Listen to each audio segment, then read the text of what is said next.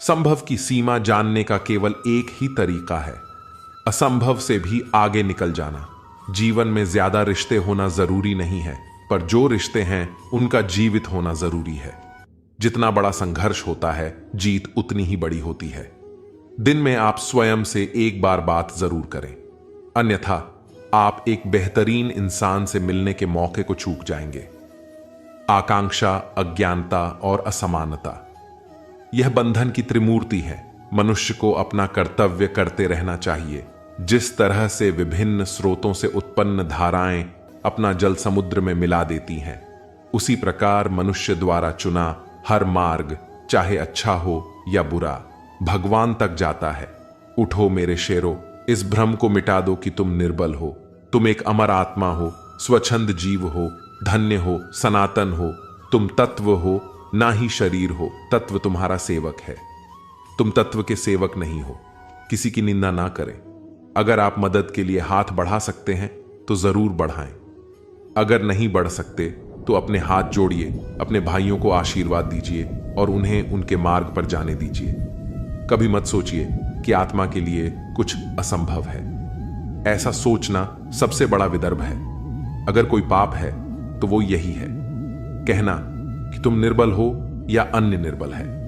अगर धन दूसरों की भलाई करने में मदद करे तो इसका कुछ मूल्य है, अन्यथा यह सिर्फ बुराई का एक ढेर है और इससे जितनी जल्दी छुटकारा मिल जाए उतना बेहतर है। अब जो है वो हमारी सोच ने बनाया है, इसलिए इस बात का ध्यान रखिए कि आप क्या सोचते हैं। दुनिया में किसी भी चीज का घमंड अस्थाई है, पर जीवन केवल वही जी रहा है जो दूसरे के लिए जी रहा है। बाकी सब जीवन से अधिक मृत हैं। जिस शिक्षा से हम अपना जीवन निर्माण कर सकें, मनुष्य बन सके, चरित्र गठन कर सके और विचारों का सामंजस्य कर सके, वही वास्तव में शिक्षा कहलाने योग्य है। भय और अधूरी इच्छाएं समस्त दुखों का मूल है। लगातार पवित्र विचार करते रहे, बुरे संस्कारों को बदलने के लिए एकमात्र समाधान यही है। पुराने समय की बात है, एक राजा था। एक दिन गुप्तचरों ने सूचना दी कि पड़ोसी राज्य हम पर हमला करने वाले हैं। गुप्तचरों ने बताया कि खबर एकदम पक्की है।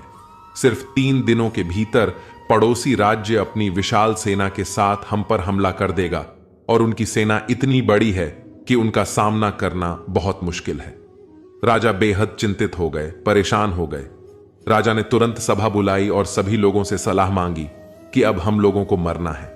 अगर किसी व्यक्ति के पास कोई सुझाव या युक्ति है तो वो बता सकते हैं। राजा के चतुर मंत्री ने कहा, अब जब जान पर बात आ गई है तो इसका एकमात्र उपाय है कि हमें आज ही, अभी ही, इसी वक्त ही पड़ोसी राज्य पर हमला कर देना चाहिए। राजा बोला, मंत्री जी, हमारी सेना बहुत छोटी है, हम उनका मुकाबला कैसे कर पाएंगे? मंत्री बोला, पड़ोसी राज्य अभी युद्ध के लिए तैयार नहीं है। अभी उस राज्य पर हमला कर दे तो संभाल नहीं पाएंगे और हमारे जीतने की कुछ तो संभावना बनेगी। वैसे भी हम पर हमला होने वाला है तो इतनी विशाल सेना है, हम यूं ही मरने वाले हैं, और वैसे भी वह हमें 3 दिन बाद मारने वाला है, तो कुछ करने से हम बच सकते हैं। राजा को बात थोड़ी अच्छी लग गई। उसने तुरंत अपनी सेना को तैयार होने का आदेश दिया और उस राज्य के नागरिक भी सेना के साथ जुड़कर युद्ध में चले गए। पड़ोसी राज्य जो था, वहां तक पहुंचने से पहले ही पुल पार करना होता था। जैसे ही वो सेना पुल पार करके उस राज्य में घुस गई तो राजा ने कहा, हम अपने पड़ोसी राज्य में घुस चुके हैं। ये जो पुल है, इस पुल को जला दो। और जलाने के बाद सेना को बोल दिया, हमारे पास में अब और कोई ऑप्शन नहीं सिवाय लड़ने के लिए। अब हम या तो लड़के जीत लें या फिर हम यहां मर जाएंगे। हमारे पास भागने का कोई ऑप्शन नहीं है। सभी सैनिक अपनी पूरी क्षमता के साथ लड़े और पड़ोसी राज्य की बड़ी सेना को उन्होंने हरा दिया।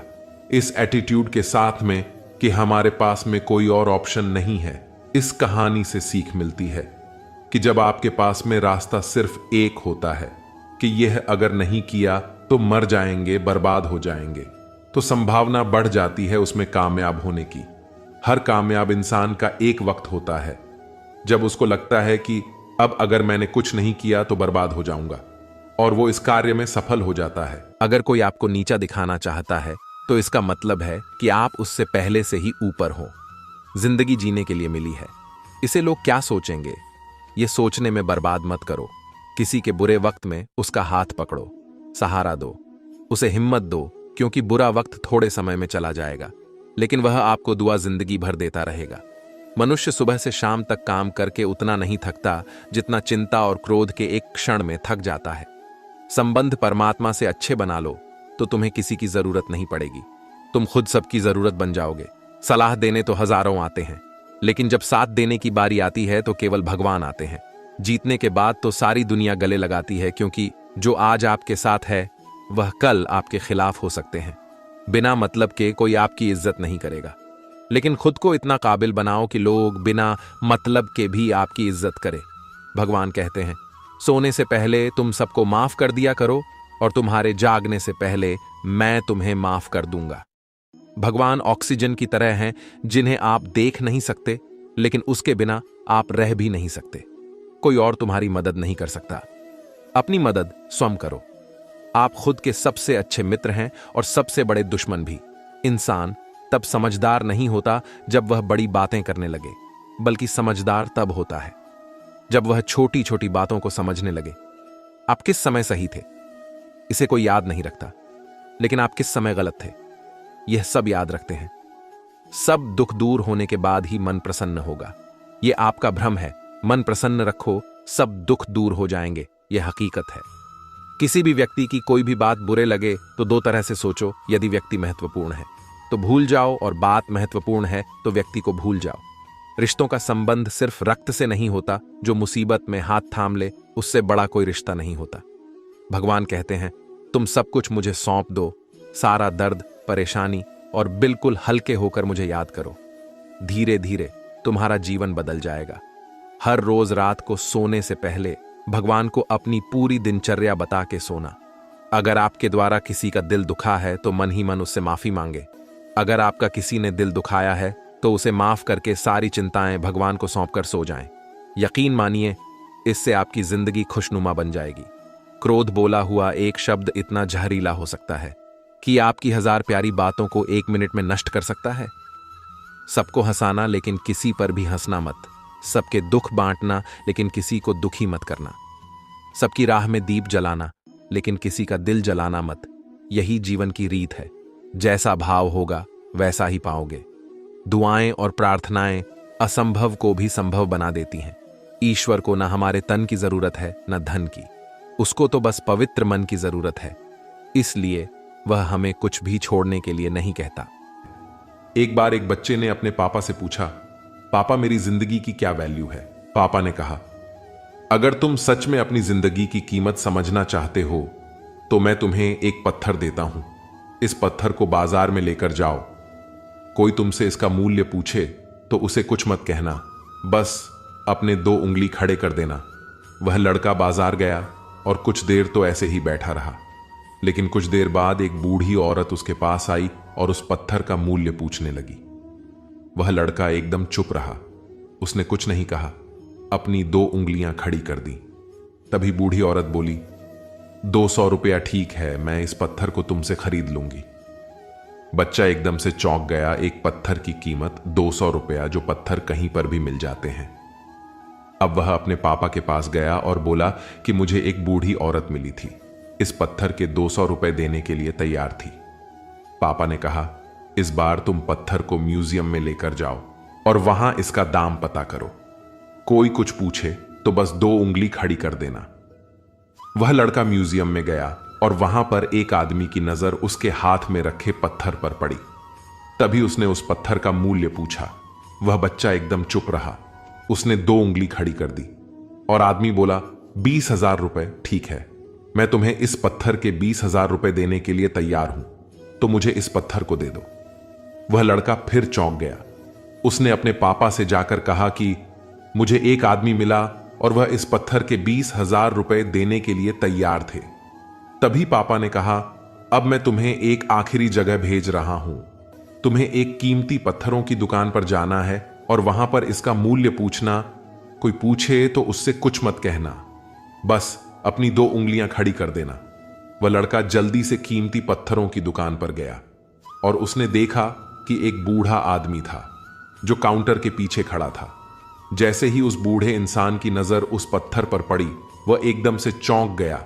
वह काउंटर से बाहर निकला और तुरंत उस बच्चे के हाथ से उस पत्थर को छीन लिया और बोला, ओ माय गॉड, इस पत्थर की तलाश में मैंने पूरी जिंदगी गुजार दी। कहां से मिला यह पत्थर? क्या मूल्य है इसका? कितना लोगे तुम इस पत्थर के? बच्चा तब भी चुप रहा और अपनी 2 उंगलियां खड़ी कर दी। तभी बूढ़ा आदमी बोला, कितनी? 2 लाख रुपए। ठीक है, मैं इसके लिए तुम्हें 2 लाख रुपए देने के लिए तैयार हूं। तुम मुझे यह पत्थर दे दो। उस लड़के को अपनी आंखों पर विश्वास नहीं हो रहा था। वह जल्दी से अपने पापा के पास पहुंचा और वह बोला, एक बूढ़ा आदमी इसके लिए 2 लाख देने के लिए तैयार है। तभी उसके पापा ने उससे कहा कि क्या अब तुम्हें अपने जिंदगी की वैल्यू समझ आई? आपके लाइफ की वैल्यू इस बात पर डिपेंड करती है कि आप अपने आप को कहां रखते हैं, या आपको डिसाइड करना है कि आपको 200 रुपए का पत्थर बनना है या फिर 2 लाख रुपए का। जिंदगी में कई सारे लोग ऐसे होते हैं जो आपसे बहुत प्यार करते हैं, उनके लिए आप सब कुछ है, और कुछ लोग ऐसे भी होते हैं जो आपको एक वस्तु के रूप में उपयोग करेंगे। उनके लिए आप कुछ भी नहीं है, और यह आपके ऊपर डिपेंड करता है कि आपकी लाइफ की वैल्यू क्या है। दोस्तों, इस वीडियो में बस इतना ही। मिलते हैं एक नई वीडियो में। अपना ख्याल रखिएगा। जय श्री कृष्णा।